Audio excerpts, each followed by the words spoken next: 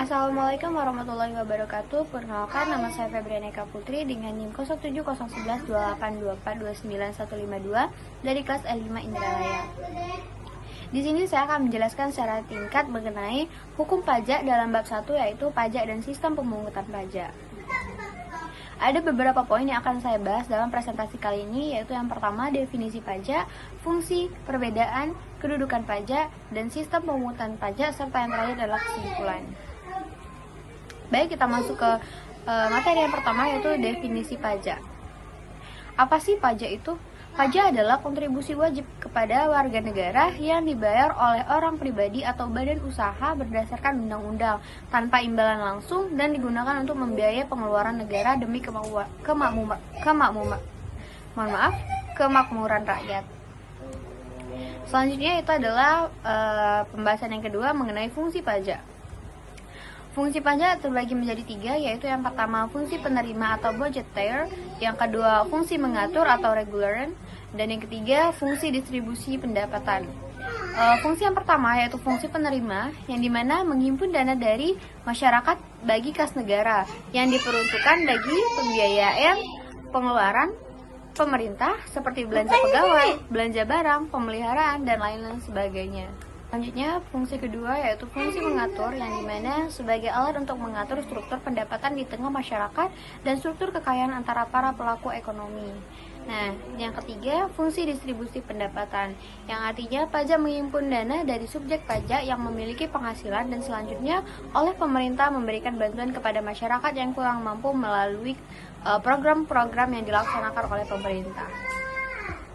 Ketika tadi sudah membahas tentang pajak, ada perbedaan antara pajak dengan pungutan lainnya.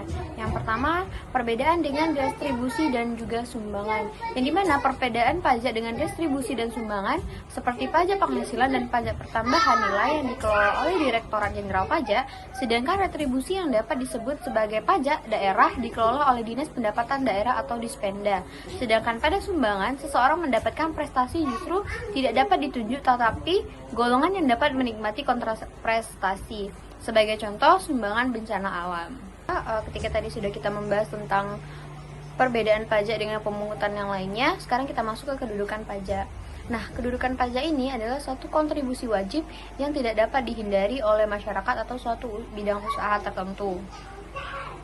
Yang kedua, tanpa imbalan langsung, yang dimana manfaatnya ini tidak dirasakan langsung oleh pembayar, tetapi uang yang dibayarkan kepada negara itu akan dikelola oleh pemerintah melalui program-program seperti KIP, PKH, bantuan lain-lainnya.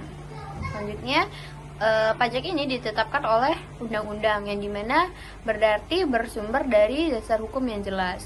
Kemudian yang terakhir, digunakan untuk kepentingan umum atau masyarakat dan juga demi keberlangsungan dan pelayanan publik. Baiklah, selanjutnya sistem pemungutan pajak. Gimana sih cara pemungutan pajak ini?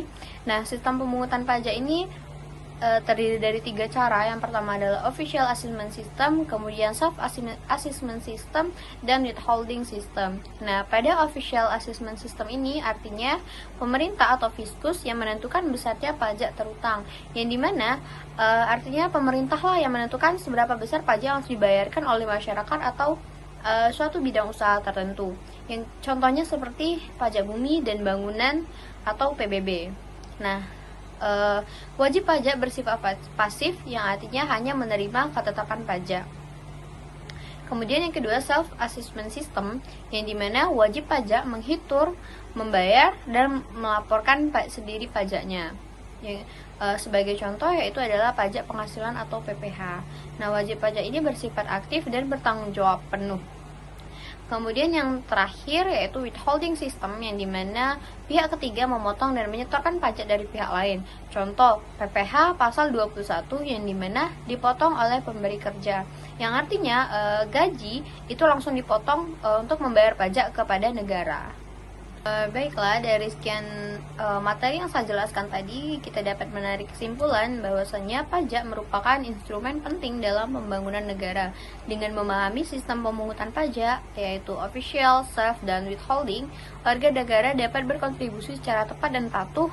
Pemungutan pajak yang baik harus dilandasi asas keadilan, kepastian hukum, dan efisiensi.